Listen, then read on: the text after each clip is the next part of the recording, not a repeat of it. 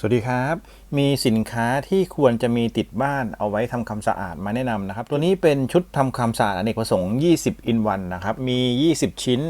ใน1ชุดนะครับตัวนี้ก็เป็นลักษณะนี้เลยมาเป็นกล่องนะครับเขาวางขายในราคา127 บาทนะครับตามลิงก์ใต้คลิปนะตัวนี้เป็น Multifunctional Cleaning Brush นะครับ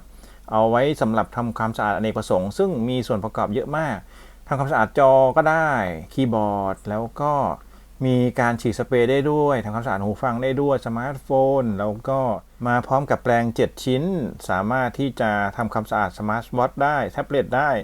แล้วก็ทำความสะอาดเลนส์ของกล้องได้ด้วยนะครับก็ตามนี้ลักษณะมาอยู่ในกล่องทั้งหมดเลยนะครับตัวนี้ก็เป็นรุ่นของเขานะโมเดล Q20 นะครับมาเป็นกล่องเลยประกอบไปด้วย20ชิ้นตามนี้นะครับเขาก็จะบอกว่าตัวที่1เป็น solid box ก็คือทั้งกล่องนี่นะครับ1 2ตัวนี้ก็เป็นแปลงนะครับ3ทำความสะอาดจอ4ตัวฉีดลม5ท่อลมนะครับ6ข้อต่อ7ตัว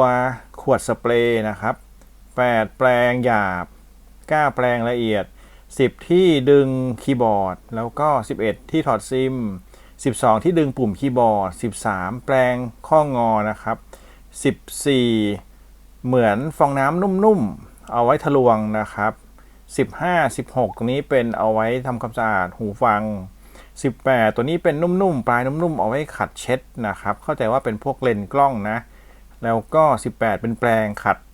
19ตรงนี้เอาไว้เช็ดจอเช็ดเลนส์กล้องเช่นเดียวกัน20เป็นท่อลมยาวครับเอาไว้เปลี่ยนแทนท่อสั้นตรงนี้นะสามารถถอดเปลี่ยนสลับกันได้นะครับนี่ก็คือ20ชิ้นที่เข้ามาในกล่องตรงนี้ก็เป็นกล่องเปล่านะครับชุดแรกจะเป็นอุปกรณ์หูฟังนะครับเชื่อมต่อขาแล้วก็แสะฝุ่นรวมถึงปัดฝุ่นบริเวณตะแกรงนะครับแล้วก็สามารถที่จะต่อลวงฝุ่นภายในกล่องชาร์จได้รวมทั้งสามารถที่จะใส่แปรงนุ่มๆหมุนบริเวณนี้ได้นะครับมีแปรงปัดมือถือปัดฝุ่นช่องไมโครโฟนแล้วก็ทำความสะอาดฝุ่นเลนส์ของกล้องรวมทั้งมีตัวฉีดเป่าลมได้ด้วยนะครับตัวนี้ก็สามารถเปลี่ยนท่อได้ครับท่อยาวขึ้นทำความสะอาดคอมพิวเตอร์อุปกรณ์คอมนะครับรวมถึงปัดฝุ่นเมนบอร์ดด้วย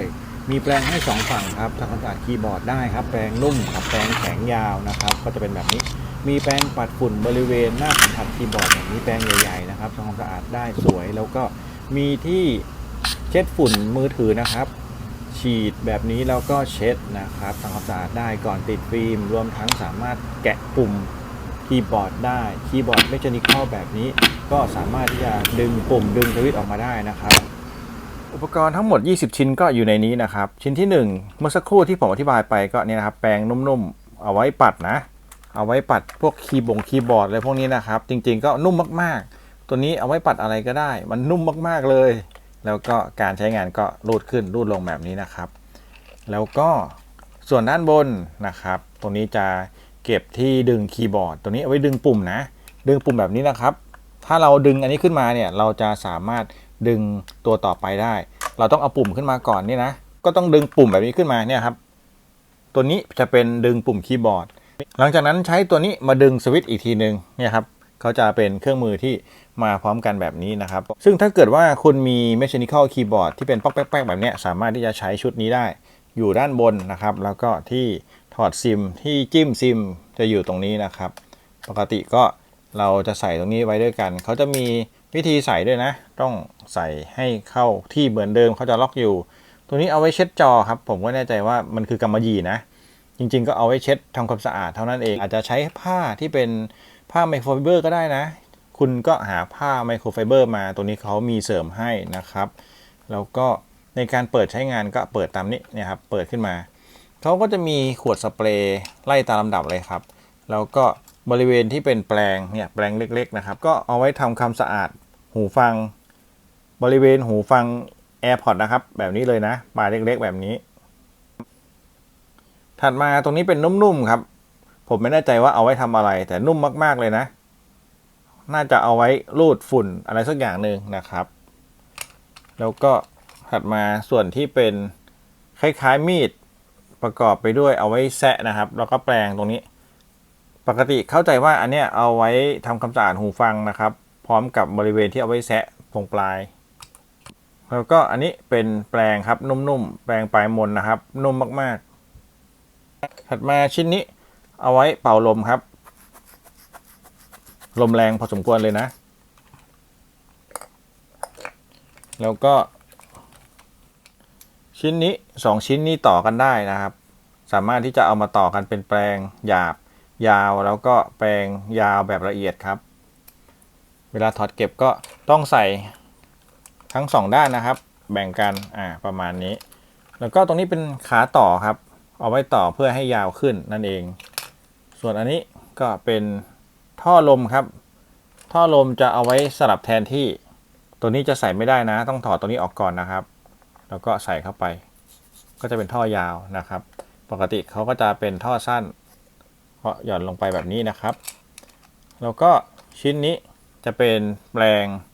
คล้ายๆกับแปรงล้างขวดเลยเอาไว้ทะลวงนะครับโอเคแล้วก็อันนี้เอาไว้ขัดบริเวณเลนหรือจอเล็กๆนะครับเป็นกำมะหยี่ตรงปลายก็ทั้งหมดมีเท่านี้ครับแต่ว่าเขาไม่มีน้ำยามาให้นะคุณต้องใส่น้ำยาทำความสะอาดอีกทีนึงเองนะครับต้องหาน้ำยามาใส่เพื่อที่จะ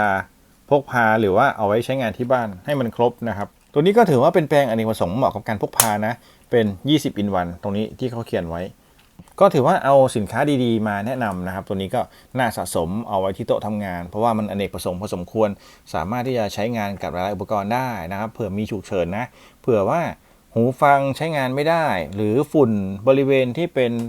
ช่องไมโครโฟนโทรศัพท์หรือช่องหูฟังโทรศัพท์คุณก็สามารถใช้แปรงเหล่านี้ครับแปรงที่มันแข็งๆแต่ละเอียดแบบนี้นะสามารถเอาไปปัดได้นะครับแปรงแข็งๆละเอียดก็คือแปรงตัวนี้ครับเหมาะกับการปัดฝุ่นของหูฟังแล้วก็